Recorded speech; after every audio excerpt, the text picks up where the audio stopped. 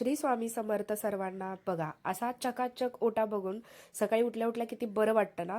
मला तर असा चकाचक ओटा खूप आवडतो. चला तर मग आता आपल्या व्लॉगला सुरुवात करूया. आता मी इथे टिफिन भरत आहे. आजचा टिफिन एकदम सिम्पलच आहे. शिळा भात वगैरे मी फोडणीला दिलेला, कारण आज गुरुवार होता. तर त्यांच्यापुरतंच जेवण मी बनवलं होतं तिघांच्या पुरतं. आणि हा टिफिन आहे ना, ह्याचा रिव्ह्यू मी दिला होता. खूप छान टिफिन आहे, लिकेज प्रूफ, खरंच लिकेज प्रूफ आहे. ह्याच्यामध्ये भरपूर वेळा मी डाळ वगैरे पण दिली आहे, पण कधीच लीक नाही झालेलं. तर ठीक आहे, मग इथे शरणोचा आणि ह्यांचा टिफिन भरून मी पटकन झाडू मारून घेतला.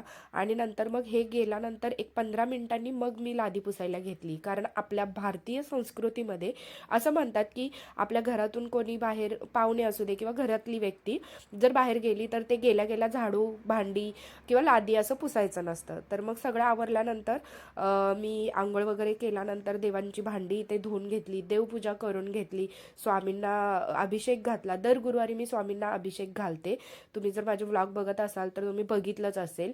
तर असं मी मोबाईलमध्ये लावून ठेवते, स्त्री सूक्त आणि पुरुष सूक्त, आणि मी पण बोलते सोबतच. आता थोडं थोडं मला पाठ झालंय. तर इथे मी सगळी स्वामी सेवा करून घेतली आणि त्याच्यानंतर देवपूजा पण आटोपली होती माझी.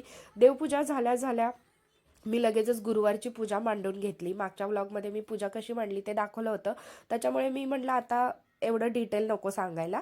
तर ठीक आहे, अशी मन प्रसन्न करणारी खूप छान, मला तर इतकं छान वाटत होतं. आणि मग छोटीशी रांगोळी गडबडीत काय येईल ते सुचेल ते काढून घेतलं आणि उंबरा पूजन वगैरे सगळं करून घेतलं. त्याच्यानंतर हे साहेब उठले, मग ह्यांचा अभ्यास होता, त्यांचा अभ्यास घेतला आणि अभ्यास झाल्या झाल्या लगेच आवरून तो स्कूलला निघाला. तर तो सारखा बोलत असतो, माझा व्हिडिओ घे, माझा व्हिडिओ घे. तर मग इथे त्याला स्कूलला सोडून आली. नंतर आल्यानंतर मी पोथी वाचन केलं. आता गुरुचरित्र पारायणामध्ये पण मी भाग घेतला आहे. ते साखळी पारायण आहे, तर ते पण केलं. फराळाचा नैवेद्य दाखवला आणि ह्या साहेबांना नैवेद्य दाखवायला शिकवायचं होतं. तर त्याला मी सांगत होती कसा दाखवायचा असो नैवेद्य. तर तो चुकत होता, पण ठीक आहे, आता शिकेल तो. उलटं वगैरे फिरवत होता. तर असा होता आजचा आमचा दिवस. आणि गुरुवारचं माझं जेवण पण एकदम साधं सुधच केलेलं मी. गोडी डाळ, भात, पुरी आणि मिक्स व्हेजची भाजी बनवली होती.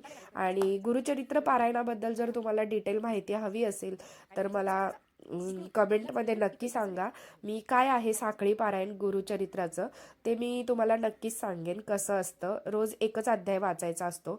आणि सगळं काम आवरल्यानंतर रात्रीचं हे मी लाईट बंद केल्या केल्या बघितल्यानंतर इतकं छान वाटलं, खूप मस्त वाटलं. चला तर मग.